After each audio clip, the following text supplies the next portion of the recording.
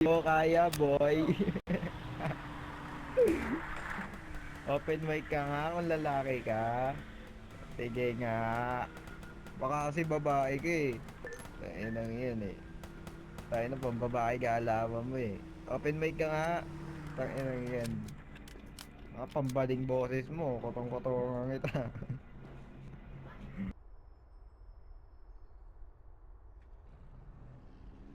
Open mic ka nga. Open mic ka.